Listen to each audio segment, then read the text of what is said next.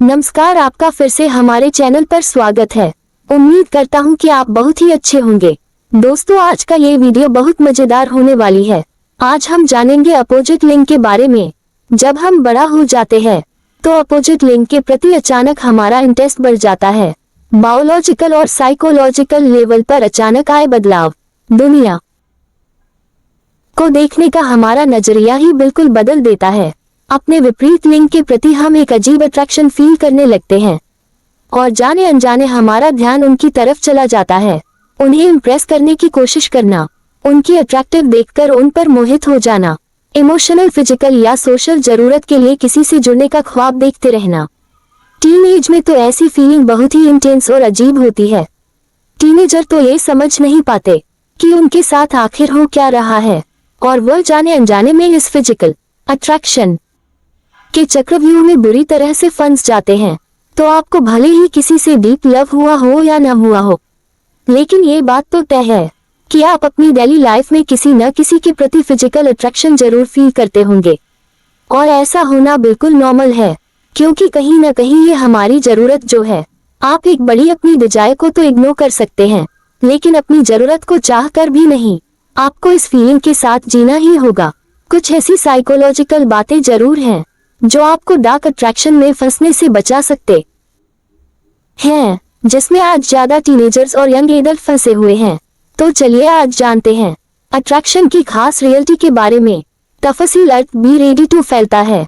Point number 1, 12 से 16 साल की उम्र में हमारे अंदर कुछ ऐसे केमिकल बदलाव होने लगते हैं जो हमें इमोशनल और सेक्सुअल डिजायर से भर देते हैं। जैसे कि लड़कों में टेस्टोस्टेरोन और लड़कियों में एस्ट्रोजन जैसे सेक्सुअल हार्मोन बहुत तेजी से बढ़ने लग जाते हैं, और इसी के चलते आप में अपने से अपोजिट लिंग के लोगों से इंटीमेट होने की डिजायर बढ़ जाती है। ये तो बात रही उस चाहत की जिस पर काफी हद तक हमारा कंट्रोल है। लेकिन अट्रैक्शन का क्या, जो किसी अट्रैक्टिव व्यक्ति को देखने मात्र से ही उत्पन्न हो जाता है। और इतना ही नहीं, उस व्यक्ति को देखने मात्र से ही जो मजा या सुकून की हमें अनुभूति होती है, उसका तो कोई जवाब ही नहीं। दरअसल इसके पीछे हमारे दिमाग में रिलीज हो रही डोपामीन जैसे केमिकल जिम्मेदार होते हैं। इन्हीं केमिकल्स की देन है। और एक बार अगर आप किसी से प्यार कर लिए तो काफी हद तक आप उस इंसान का नशा हो जाएगा। इसमें आपकी भूख और नींद छीन सकती है। आप अपने क्रश के सामने अजीब हरकतें करने लग जाते हैं। जब आपका क्रश किसी और के साथ होता है तो आपको बड़ा ही जेलस फील होगा। इसके अलावा ऑक्सीटोसिन जैसे केमिकल आपको दूसरों के साथ एक लॉन्ग रिलेशन बनाने के लिए प्रेरित करते हैं। कुछ ऐसे ही लव की साइंस काम करती है। हमें लगता है कि सारा खेल दिल का है, लेकिन असली खिलाड़ी तो हमारा दिमाग होता है। और यही वह कारण है कि ब्रेकअप या रिजेक्ट मिलने पर हम काफी डिप्रेस हो जाते हैं। आपका काम सिर्फ इतना है कि अपने अंदर रिलीज हो रहे इन केमिकल्स का गुलाम खुद को न बनने देना और फेक दुनिया से बाहर निकलकर रियलिटी को देखना। पॉइंट नंबर 2, जब आप किसी व्यक्ति से जुड़ते हैं तो आप दोनों के लगाव डिसाइड करता है कि आपका अपना अटैचमेंट स्टाइल। बचपन से लेकर आज तक आपका अटैचमेंट आपके माता पिता या फैमिली मेंबर के साथ कैसा है। बच्चों का रिलेशन अपने माता पिता के साथ बिल्कुल सही होता है। यह अपने पेरेंट्स की फीलिंग समझते हैं और इनके पेरेंट्स इनकी फीलिंग को। लेकिन कुछ लोग के इमोशनल जरूरतों को बचपन में ही दबा दिया जाता है, जिसकी वजह से न तो यह अपने पेरेंट्स से और न ही किसी और से जुड़ पाते हैं। अगर आपको प्यार के लिए लोगों के पीछे भागना पड़ता है और आपको महसूस होता है कि आप प्यार के काबिल नहीं हैं, तो हो सकता है कि आपका अटैचमेंट स्टाइल काफी पुराना हो। और इसी तरह अगर आप अपनी फीलिंग और इमोशन को शेयर नहीं कर पाते और जो आपको प्यार देता है उससे आप दूर भागते हैं, तो आपका अटैचमेंट अवॉइड हो सकता है। पॉइंट नंबर 3, दोस्तों, जब हम किसी से अट्रैक्ट होते हैं तो ऑक्सीटोसिन जैसे केमिकल हमें सिर्फ उस व्यक्ति की पॉजिटिव क्वालिटी देखने पर मजबूर करते हैं। फर्क नहीं पड़ता कि सामने वाले के अंदर कितनी कमी है। प्यार में पड़ते ही हमें सिर्फ उनकी अच्छाइयों ही नजर आती है और धीरे धीरे हमारा दिमाग वहम पाल लेता है कि हाँ, सिर्फ वही इंसान मेरे लिए परफेक्ट है, इससे बेहतर तो कोई और मुझे मिल ही नहीं सकता है। आपकी ऐसी सोच आप उस व्यक्ति के पीछे भागने पर मजबूर कर देती है। और अगर आप उस इंसान को पा भी लेते हैं तो उसकी डार्क क्वालिटी जिससे अभी तक आप अनजान हैं, वे आपकी लाइफ को तकलीफों से भर सकते हैं। हालांकि दोस्तों, अट्रैक्शन भले ही आपके कंट्रोल में न हो, लेकिन किसी से जुड़ना पूरी तरह से आपके कंट्रोल में है। इसलिए जब आपको ऐसा लगे कि कोई व्यक्ति आपके लिए परफेक्ट या बेस्ट है, तो समझ जाए कुछ तो गड़बड़ है। हाँ, अगर आप किसी की कमियों को भी एक्सेप्ट करने के लिए तैयार है, फिर तो ठीक है, आप अपनी जिम्मेदारी पर आगे बढ़ सकते हैं।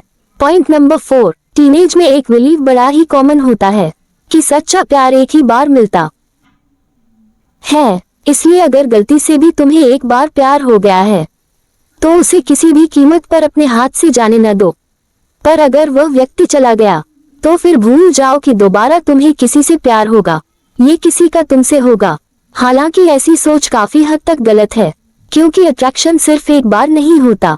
अभी तो कई लोग आपकी लाइफ में आएंगे और जाएंगे। उनमें से कुछ लोगों को आपसे प्यार होगा और कुछ लोगों से आपको। इसलिए यदि अभी कोई व्यक्ति आपको एक्सेप्ट नहीं कर रहा है, या वो आपकी लाइफ में कोई भी पॉजिटिव वैल्यू ऐड नहीं कर पा रहा है, तो उसके पीछे भागते रहना सिर्फ और सिर्फ अज्ञानता है। आप अपनी लाइफ में खुश रहिए। अगर आपको कोई व्यक्ति पसंद आता है और आप दोनों को एक दूसरे की वाकई में जरूरत है, तो फिर धीरे धीरे अपनी फीलिंग को जाहिर करिए।